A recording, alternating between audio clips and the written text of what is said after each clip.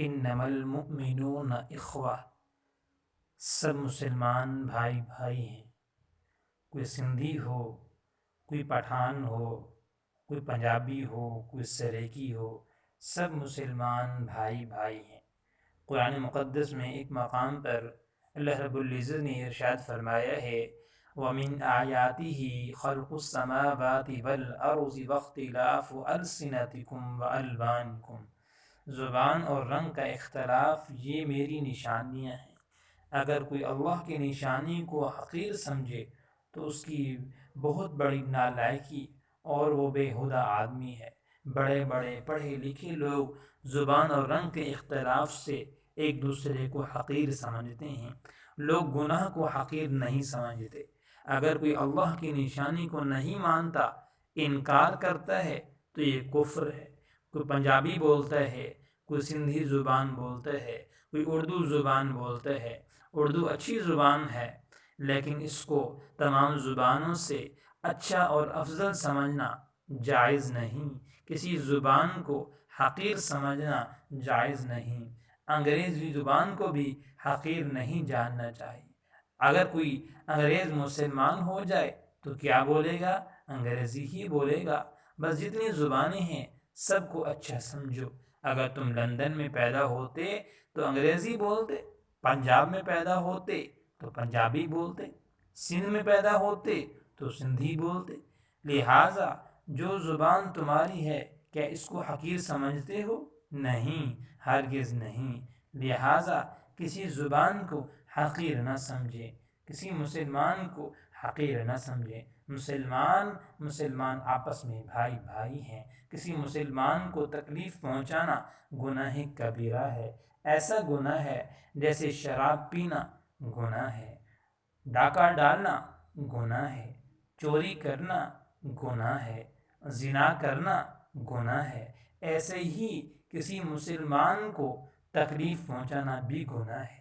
ابن ماجہ میں حدیث ہے، آپ صلی اللہ علیہ وسلم ایک مرتبہ بیت اللہ کا طواف فرما رہے تھے۔ عبداللہ بن مسعود رضی اللہ عنہ بھی ساتھ تھے۔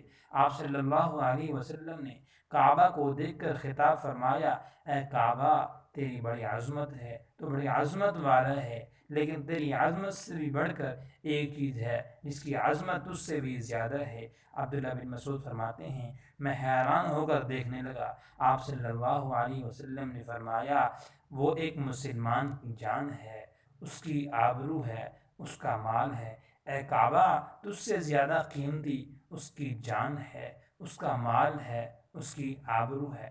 جیسے کوئی شخص کعبہ کو ڈھا دے، گرا دے، کتنا بڑا گناہ ہے، ایسے ہی کسی مسلمان کو تکلیف دینے میں بھی گناہ ہے۔ اب ہم غور کریں، شام کتنے بیت اللہ گراتے ہیں۔ آپ نے جس کی عظمت والا قرار دیا ہے، مچھر مکھی سے بھی کمتر ہم نے انسان کو سمجھا ہے۔ ایک روایت میں آپ صلی اللہ علیہ وسلم نے فرمایا سب سے بڑا مفلس وہ شخص ہے جو قیامت کے دن نیکیوں کا بڑا ذخیرہ لے کر آئے گا، لیکن اس کے ایک ایک نیکی دوسرے کو دے دی جائے گی، اس کے نامہ اعمال میں صرف گناہ ہی ہوں گے۔ قومیت، عصبیت ہم دل سے نکال دیں۔ روایات میں آتا ہے جس کے دل میں ایک ذرہ بھی عصبیت یا قومیت ہوگی اس کے خاتمے کا اندیشہ ہے۔ ایک غزوہ میں ایک شخص بہت بہادری سے لڑ رہا تھا، ایک صحابی نے اس کی تعریف کر دی۔ آپ صلی اللہ علیہ وسلم نے فرمایا یہ جہنمی ہے۔ وہ صحابی دیکھنے لگے، لڑتے لڑتے زخمی ہو گئے اور اپنے آپ کو اس نے مار دیا۔ آپ صلی اللہ علیہ وسلم نے فرمایا یہ مسلمانوں کی طرف سے نہیں لڑ رہے تھے، بلکہ یہ عصبیت اور قومیت کی وجہ سے لڑ رہے تھے تاکہ میری قوم کا نام بن جائے۔ آج کل یہ کہا جا رہا ہے سندھ جو ہے سندھیوں کا ہے، میرے عزیزو نہیں، سندھ جو ہے سب کا ہے۔ کل کو کراچی والے کھڑے ہوں گے، وہ کہیں گے کہ یہ مہاجروں کا ہے، پنجابیوں کا نہیں ہے۔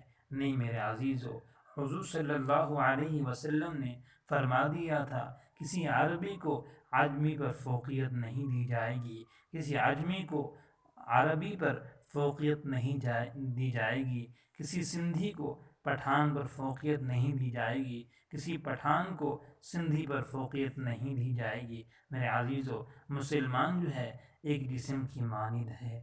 اگر کسی ساتھی کو تکلیف پہنچی ہے تو ہمیں بھی تکلیف ہونی چاہیے۔ ہم مظلوم کے ساتھ ہیں، ہم مظلوم کا ساتھ دیں، ہم حق کا ساتھ دیں، ہم کوشش کریں، ہم اخوت والی زندگی بسر کریں، ایک دوسرے کے ساتھ پیار محبت کے ساتھ ہم اپنی زندگی کو بسر کریں۔ مسلمان کا بھائی ہوتا ہے۔